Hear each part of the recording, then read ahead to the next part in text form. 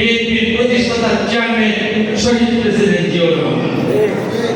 আরেক দফা এদেশের নেতৃত্ব দিয়েছেন তিনবার মাননীয় প্রধানমন্ত্রী হয়ে দেশনেত্রী বেগম খালেদা জিয়া। এবার বাংলাদেশের মানুষ আশায় দিন উঠছে, প্রত্যাশায় প্রহর গুনছে।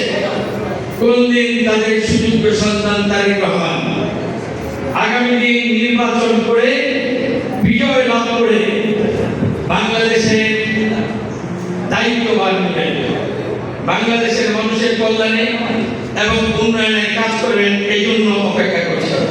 কাজে এই জন্য গুরুত্বপূর্ণ যে তৃতীয় ধারার একটা রাজনীতির সামনে আসছে বিএনপিকে সেখানে ইনশাআল্লাহ বিজয় লাভ করতেই হবে।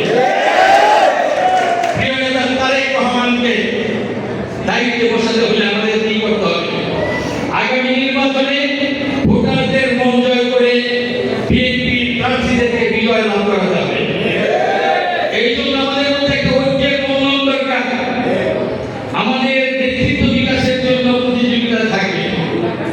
এই প্রতিযোগিতা যেন না হয় হিংসাত্মক, ধ্বংসাত্মক এবং চিরস্থায়ী বিভেদের যেন না হয়। আমরা প্রতিভা বিকাশের জন্য, নেতৃত্ব বিকাশের জন্য আমরা যার যার মতো কাজ করব। কিন্তু যখন নির্বাচন আসবে তখন ঐক্যবদ্ধ হয়ে একমাত্র বিএনপি প্রার্থীকে বিজয়ী করার জন্য চেষ্টা করবে। আর কি করতে হবে? তারেক রহমান সাহেবকে দেশে দায়িত্বে পাঠিয়ে দিলেই চলবে। তার মধ্যে অনেক প্রজ্ঞা হয়েছে, সৃষ্টি হয়েছে, দেশকে নিয়ে অনেক পরিকল্পনা তিনি প্রণয়ন করে বসে আছেন। দায়িত্ব বলে সেগুলো বাস্তবায়ন করবেন। এই দায়িত্ব পালন করতে গেলে একা তো তার পক্ষে দায়িত্ব পালন করা সম্ভব হবে না।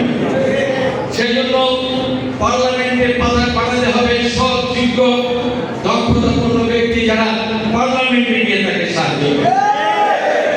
দলকে সুসংগঠিত করতে হবে ভালো মানুষ দিয়ে, যাতে দলের নেতৃত্ব যখন উনি দিবেন তার পাশে যেন সব ভালো মানুষ থাকে।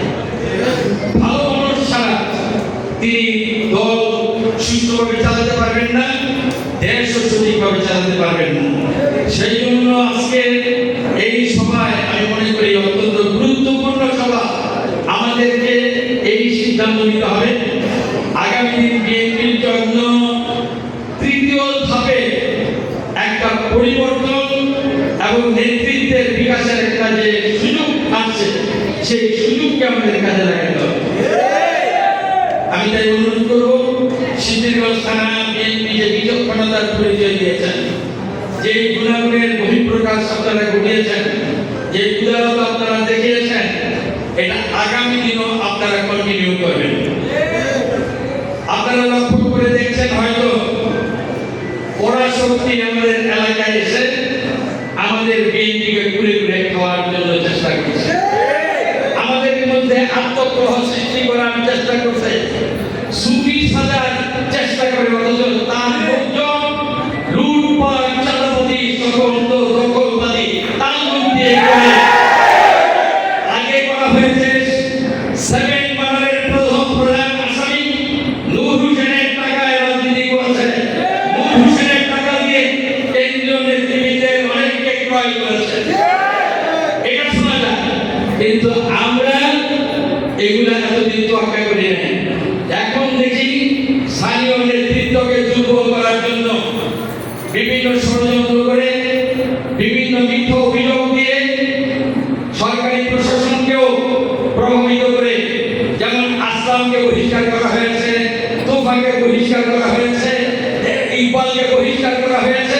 এগুলা সব কিছুর পিছনে বহিরাগত শক্তি কি খেল তামাশা শুরু করেছে। আপনারা কি একবার চিন্তা করে ভেবে দেখবেন না কারা এগুলা করছে? বিভিন্ন মিথ্যা ভিডিও তৈরি করে, মিথ্যা অভিযোগ তৈরি করে কেন্দ্রীয় নেতাদের থেকে আরম্ভ করে বিভিন্ন জায়গায় তারা ছড়াচ্ছে।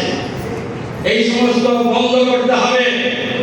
আমরা যারা এই মাটির সন্তান, এখানে জন্মগ্রহণ করেছি, এখানকার আলো বাতাসে আমরা মানুষ হয়েছে, আপনাদেরকে বলবো যেখানে আপনাদের আলো বাতাসে আপনারা মানুষ হয়েছেন, যেখানে আপনারা জন্মগ্রহণ করেছেন, সেখানকার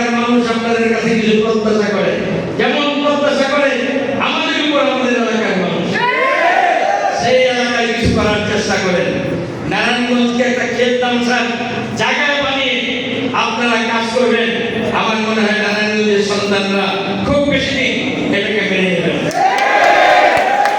এই ভুল জ্ঞান মনে হয় নারায়ণগঞ্জের সন্তানদের ভিতরে অচিরেই আসবে এবং সেই ব্যবস্থা নেওয়া হবে ইনশাআল্লাহ। আমি আজকে নেতৃবৃন্দকে একটু অনুরোধ করতে চাই, আজকে এই বর্ধিত সভা হওয়া দরকার ছিল সকাল থেকে সন্ধ্যা পর্যন্ত।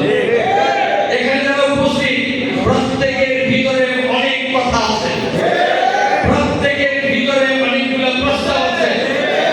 আমাদের ভুল ত্রুটি কোনগুলো সেগুলো ধরনের মতো তাদের মনের মধ্যে ক্ষোভ আছে, সেইগুলো প্রকাশ করার সুযোগ দিতে হবে।